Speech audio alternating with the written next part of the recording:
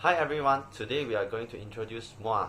First of all, Muar, also known as Bandar Marini, is the capital of Muar district in Johor, Malaysia. Recently declared as the royal town of Johor, it is also the fourth largest city in Johor. Muar district formerly covers 2,346.12 km square. Muar has a population of 437,164 with a multiracial demographic consists of mainly Malay, Chinese, and Indian.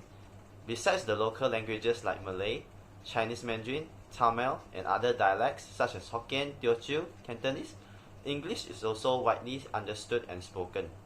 Muar town is about 150 km southeast of Malaysia's capital Kuala Lumpur and about 179 km northwest of Singapore. It is 45 km south of Malacca town. Hi, I'm Yirong. So Muar is also rated as one of the cleanest cities in Southeast Asia, being awarded with Asian Clean Tourist City Standard Award 2017. The traditions and cultures of this city can be reflected in its heritage architecture, such as like some pre-war architectures and temples. So historical attractions in Muar include Bukit Kepong Police Station, Kubu Bantayan, and so on. So Muar is also well known for some food such as like Nyonya and Javanese cuisine. Hi Miss, I'm Jojo. I will be talking about the uniqueness of Muar. What I will be talking about is Gunung Ledang. Gunung Ledang, also known as Mountain of Fear, is a Johor National Park that was established in 2005 to protect the special mountains and along with all the unique plants and animals present there. It is a national park that spans around 8,611.9 hectares of protected area, which shows an expanse of pristine tropical rainforest and serve as a critical catchment area for Johor and critical water catchment area for Johor and Malacca. Gunung Ledang is one of the most popular mountain climbing destinations in Malaysia, where between 15,000 and 20,000 visitors attempt to scale the 1,276 meter high mountain each year. Where the summit can be reached in half a day, it is not an easy climb, where who manage to scale to the top will be rewarded with a 360-degree view of the surrounding plains. Other than legend and attractions, Gunung Ledang is undoubtedly a treasure trove of biodiversity and an increasingly important refuge for wildlife. Thank you. Hi Miss, my name is Yuanling and I'm going to continue about the uniqueness of Muar. And the place I'm going to talk about is Tanjung Emas. Tanjung Emas, also known as Golden Cape, is a small town along Muar River with recreational park. It is a favorite place for the locals to enjoy sunset viewing. The place is also known as Golden Cape because it is said to be the best place to view sunset. The river bank has a featured decorative sidewalk that provides an attractive view of Muar River. Besides, the sidewalk and recreational park is open to public all day to enjoy golf course and also boat cruising along Muar River, which takes around 45 minutes per ride. The park is also surrounded by historical buildings such as Sultan Ibrahim Mosque, which is built in 1887, which is also the first Masjid Jami built in Muar. Furthermore, people can exercise or fish in the park during evening to release everyday stress and fatigue. During nighttime, the area along the river is decorated with beautiful colorful lights to make it appear cheerful and bright. The park also let people to have picnic on weekends for them to enjoy nighttime and the atmosphere around Tanjung Emas. Alright, so the first method to promote Muar is by taking a trip over to Muar to visit their famous tourist attractions and make a video out of it to be posted on social media. So social media is by far the best platform to advertise places and food. So to promote Muar, it can be done by recording a video of the visitation or simply by making a summary post of all the attractions that is worth the visit in Muar. So that people who scroll through that post, they will know where to visit when they are in Muar. Next is to introduce the delights of Muar to people from the other states. This can be done either by having locals introducing Muar to, for example, people in Kuala Lumpur. Especially among friends, the word of mouth is always effective. For instance, based on my personal encounter, I have friends from Muar that used to buy the famous Muar dish called otak otak back to Kuala Lumpur for our group of friends. So from that, we got to know that one of the famous dish from Muar is this otak otak. Otherwise, locals from Muar could set up stores in other states to sell their local delights and to promote their hometown. Next, Ine. All right, thank you very much for that, Jamie. So following that, did you know that Muar is the fourth largest town in the state of Johor after the city of Johor Bahru, Batu Pahat, and Klang? I bet you also didn't know that Muar is also the royal town in southern Johor, and it was once an independent sovereign government ruled by Sultan Ali during 1855 to 1877.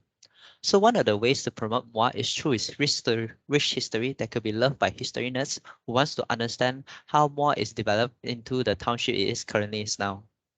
Okay, so lastly, the culture of the different people living in Muar is also one of the ways to promote this beautiful town. It's the birthplace of many unique dances such as Ghazal and Zapin, which has a Persian origin. To further promote these special dances, they could be recorded and posted online for like Instagram or Facebook so that the world could see and enjoy, and we are able to spread more awareness about Muar itself. Hi Miss, I'm Lai Fair. I was talking about the impact of promoting tourism. After promoting has made, it will bring some impact to the tourism. In this action, it can make money to the country. Tourism can put the revenue of the economy but attract many people to enjoy the tourism and consume at the tourism place. For example, in the experience at Tanjung Emas, tourists can enjoy course and also boat cruising along Muar River. Hence, organizing authorities usually gain profit from registration fees, gift sales, exhibition spaces, and sales. Moreover, local traditional and customs are keep growing because tourists enjoy traditional building and traditional show. This can be positive social impact in tourism include learning about different culture, increasing tolerance. Growing of a place also bring new facility to the tourism place and locals. For example, new route and public transportations for convenient transportation. Hi, I'm Ashton. Unfortunately, tourism also has drawbacks and bears some of the blame for some negative effects, including the alteration or loss of indigenous identity and values and cultural disputes that will harm both sides. On the other hand, the increased emission from necessary tourism factors, such as transportation, is a major contributor to climate change. Whether it's positive or negative, tourism is a force for change around the world that is capable for transforming the environment from micro to macro scales at staggering rate. Good morning to Miss. I'm Diamay and I'll be presenting about the recommendation at Tanjung Emas. So there are a few recommendations would like to be discussed at Tanjung Emas and Muar.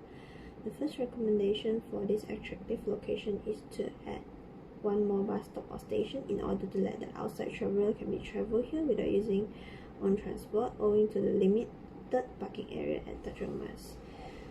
People will be lazy to find parking.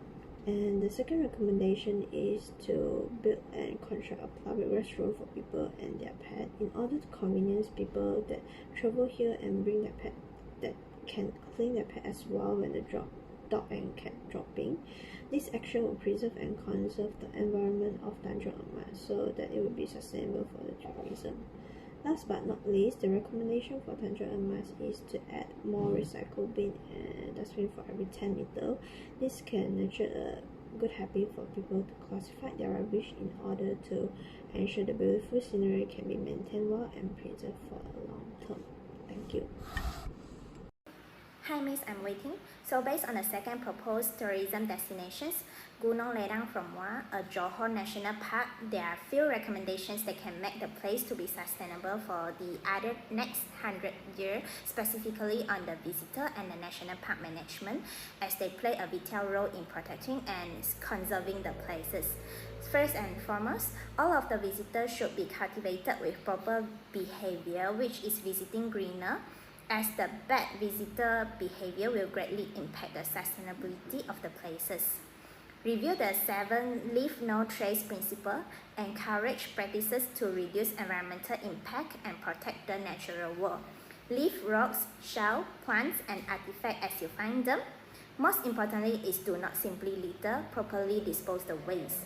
From the National Park Management side, apart from enforcing the rules and regulations, it is recommended to propose a green park plan to the higher authority.